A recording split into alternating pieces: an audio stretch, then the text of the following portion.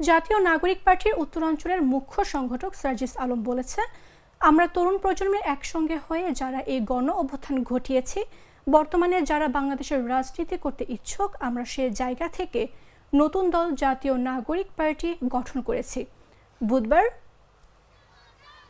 বুধবার বিকেলে তার নিজ এলাকা পঞ্চগড়ের আটোয়ারী উপজেলার ধামর ইউনিয়নের বিভিন্ন এলাকাতে ঘুরে সাংবাদিকদের তিনি এসব কথা বলেন।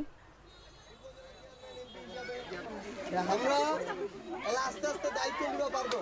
কেউ ধরেন ইউনিয়নের দায়িত্ব দিবে, কেউ ওয়ার্ডের, কেউ উপজেলার, কেউ জেলার দিবেন। যে লোকটা ভালো না নি, যদি লোকটা ভালো নি হয়, যেই মার্কায় হোক, দেখবেন তোমার টাকা মারে খাবে। বয়স্ক ভাতার টাকা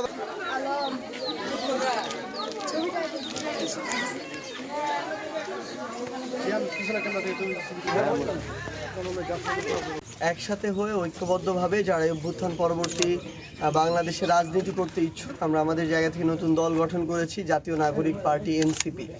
তো এনসিপির পক্ষ থেকে আমরা এখন পুরো বাংলাদেশে এনসিপির আমরা যারা রয়েছি, শুভাকাঙ্ক্ষী বলি, সমর্থক বলি, কিংবা কেন্দ্রীয় কমিটিতে যারা রয়েছে, আমরা প্রত্যেকটি গ্রামে গঞ্জে, ইউনিয়নে, উপজেলায় আমাদের জায়গা থেকে এনসিপির পক্ষ থেকে আমরা যে জিনিসগুলো করতে চাই, যেভাবে একসাথে কাজ করতে চাই, সেগুলো তুলে ধরছি।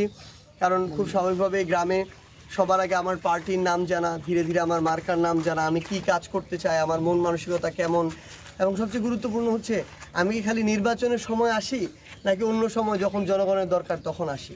তো এই জিনিসগুলো নিয়ে আমরা আমাদের যারা জনসাধারণ রয়েছে, গ্রামগঞ্জের আমাদের সাধারণ মানুষ, যারাই আসলে আসল বাংলাদেশ, তাদের সাথে আমরা মত বিনিময় করছি, জনসংযোগ করছি।